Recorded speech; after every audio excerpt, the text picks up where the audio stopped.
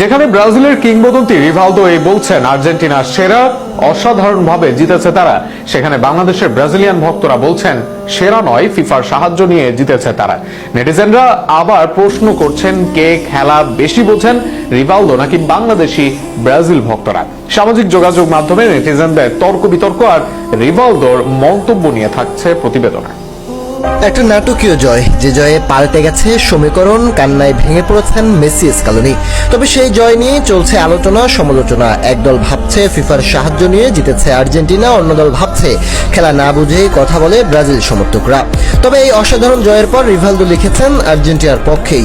ব্রাজিলের এই বিশ্বকাপ জয়ী কিংবদন্তি লিখেছেন কি দুর্দান্ত লড়াকু মানসিকতা, কি জয়ের ইচ্ছা, কি অসাধারণ সংগ্রাম এবং সবার নিবেদন। বিশ্বকাপে মাঠে সমর্থকরা ঠিক এমন ফুটবলই তো দেখতে চায়। মেসিকে নিয়েও দারুণ প্রশংসা করেন সাবেক এই ব্রাজিলিয়ান কিংবদন্তি।